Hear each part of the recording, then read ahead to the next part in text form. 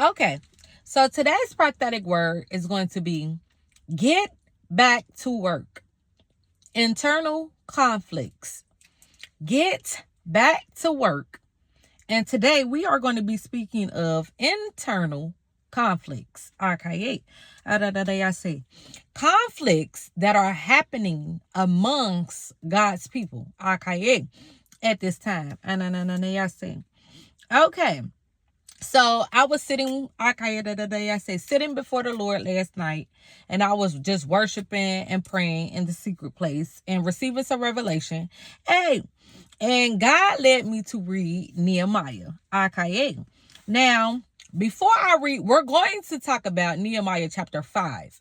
But before we start talking about Nehemiah chapter 5, I'm first going to give you a short summary of what's going on. Okay. Hey. So, a little background is, Nehemiah has been told that Jerusalem's wall has been broken down and Jerusalem has been laid to ruins and its gates have been broken down and burned by fire. Hey, so Nehemiah hears of this, and when Nehemiah hears of this, he fasts and he prays. And he fasts and prays to God. He intercedes on the behalf of the people of Israel.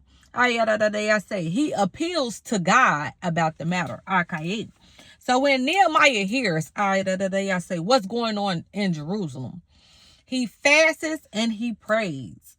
He intercedes. And he appeals to God. He goes directly into prayer and to talk to God about these matters. So, something also important that we need to know is at this time, Nehemiah is the cupbearer to the king. So that means that he has access to the king's ear. So what happens is when Nehemiah hears what's going on in Jerusalem. So Nehemiah is somewhere else. He's not in Jerusalem at this time. He's in Susa, the citadel. He's somewhere else. So Nehemiah is in Susa, the citadel. But Nehemiah is originally from Jerusalem. That is his hometown. That is where he's from. So news gets to him about what's going on in his hometown. So now Nehemiah is saddened. He's saddened, but he still has to do his work, which is be the cupbearer to the king. So Nehemiah is taking up wine before the king, as he's the cupbearer, but he's sad. He's sad. So the king in turn asks Nehemiah what's wrong. So Nehemiah tells him about everything that's going on back at home, at his hometown. And the king is asking Nehemiah, what is your request? What are you requesting? So Nehemiah prays to God, and eventually he's sent out by the king. He's granted access by the king to go and to rebuild Jerusalem, to go and rebuild the ruins of Jerusalem, to go back home and to help his people, rebuild. So this is showing, God's favor. Nehemiah is shown the favor of God, in being able to do this. Okay, so that's kind of like just a short summary of what's going on. But what we're going to talk about today is Nehemiah chapter 4 and chapter 5. So in Nehemiah chapter 4, Nehemiah and his people are building. They're now rebuilding. Nehemiah has made it to Jerusalem, and they're now rebuilding the ruins of Jerusalem. But at this time also, they are being opposed. They are being opposed by Sanballat and Tobiah. And they're also hearing plans of attack. So what's going on is Nehemiah has left Susa, the citadel, with the king's access. The king granted him access. So Nehemiah done left. He done went over here to Jerusalem. And now Nehemiah and his people, they are building. But while they are building, Sanballat and Tobiah are upset because someone has came to seek the welfare of the people of Israel. So they mad. They not building nothing. They just over there. They mad. I said at Nehemiah and his people. Hey, so they, because they're upset, like, what they think they doing? Hey, I say. So, while in Nehemiah chapter 4, while Nehemiah and the children of God are rebuilding, they are being opposed. They have enemies. They have people coming up against them. Hey, so they are being opposed by Sanballat and Tobiah. And they also hear plans of an attack. Hey, so Sanballat and Tobiah and them is not only mad or upset or enraged and angry, but they over there planning attacks. Okay, planning to come to attack and kill Nehemiah and the people of God. Why? Because they wanted to stop the work that they were doing. They wanted to stop them from rebuilding the walls of Jerusalem. So what happens is God frustrates the plans of Tobiah and Sanballat. Hey, God frustrates the plans of Nehemiah's enemies. Okay, how? In Nehemiah chapter 4, God basically tells Nehemiah about the plans of Sanballat and Tobiah, how they over there plotting to fight against Jerusalem, to come up against it, to cause confusion in it. And, God tells them, what they over there doing. They over there, they plotting, they talking about sneaking up on y'all and coming to kill y'all and to stop the work. They they trying to fight against y'all. They trying to get y'all stirred up, and they trying to cause confusion in y'all camp. God tell Nehemiah the whole layout. Hey, so what happens is God frustrates the plans of their enemies.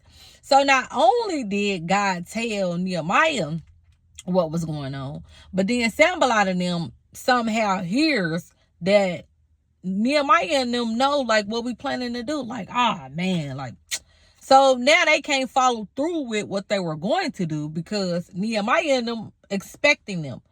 Now they armed. Nehemiah and the people of God, they are armed. They got their weapons and they still building and working. They done set guards and, they ready. So they working, but they're also ready and looking and watching for, the attacks and plans and strategy of the enemy. Of their enemies. Okay. So God frustrates the plans of their enemies and it doesn't work. So they keep building. Hey, that's what chapter 4 is about. So Nehemiah and his people, they keep building. Hey, now what God wants to talk about with us today is Nehemiah chapter 5. Okay, so we'll start there. Hey, so how I'm going to do it is I will read scripture. Hey, and we will go over, revelation, hey, that God has revealed to me. So, let me go to Nehemiah chapter 5. Hey, so it says in Nehemiah chapter 5, now there arose a great outcry of the people and of their wives against their Jewish brothers. For there were those who said, with our sons and our daughters we are many. So let us get grain that we may eat and keep alive. There were also those who said, we are mortgaging our fields, our vineyards, and our houses to get grain because of the famine. And there were those who said, we have borrowed money for the king's tax on our fields and on our vineyards. Now our flesh is as the flesh of our brothers. Our children are as their children. Yet we are forcing our sons and daughters to be slaves. And some of our daughters have already been enslaved, but it is not in our power to help it. For other men have our fields and our vineyards. I was very angry when I heard their outcry in these words. Hey, So I'm going to put a pause right here. I say I had to read that part before we start breaking down what's going on. Hey, so getting into the revelation. We see here in Nehemiah chapter 5, verse 1, that there's a great outcry among the people of God. The definition of great outcry means a strong public expression of anger and disapproval, often involving a loud or vehement protest. It means to protest. It means a complaint, cry, clamor. It means uproar and commotion. Hey, so at this time, what's going on in Jerusalem? And I say the people in Jerusalem are basically, long story short, they are in an uproar. I say it's a lot of commotion. Now, remind you, I say it's important to know we're not talking about Sanballat and Tobiah and the enemies of God. This has nothing, I say, to do with them. We are strictly talking about Nehemiah and his people, the people of God. We are talking about the camp of the Lord. I say. So we see here there's a great outcry among the people of God, which meant that one group fought against another.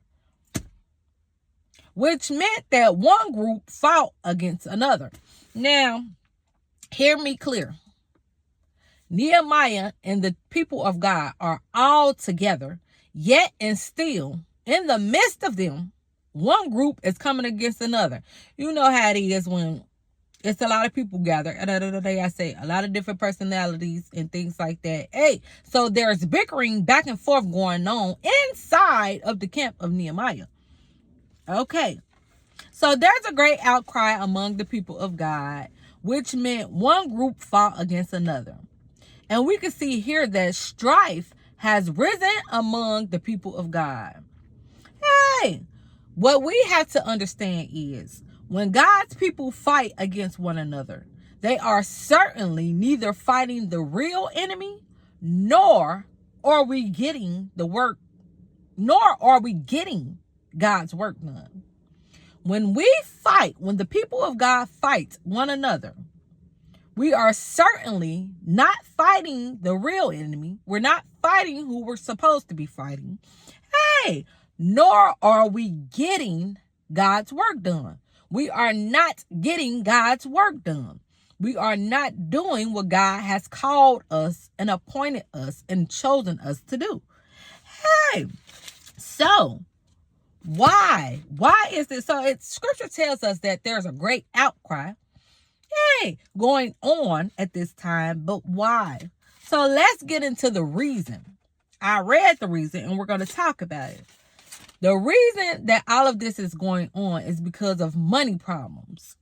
In Nehemiah chapter 5, verse 2, it says, "For there were those who said, with our sons and our daughters we are many, so let us get grain that we may eat and keep alive."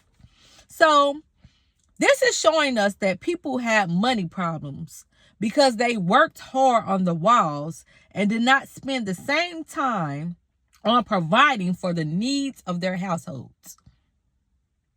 People were having money problems because they worked hard on rebuilding the walls and did not spend the same time on providing for the needs of their households. So, they was working so hard on rebuilding the wall, that they had no real time to spend on providing for the needs of their homes, their households. They were working unto the Lord very hard. So also here in Nehemiah chapter 5, verse 3, it says, "There were those also who said, we are mortgaging our fields, our vineyards, and our houses to get grain because of the famine." Okay, listen, this is important. We do not want to miss that.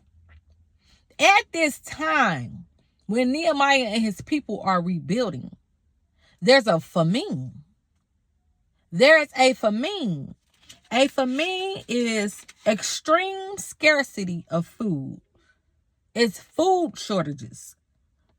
Hey, so in Nehemiah chapter 5, verse 3, it shows us how people had money problems because there was a famine, which made food more expensive.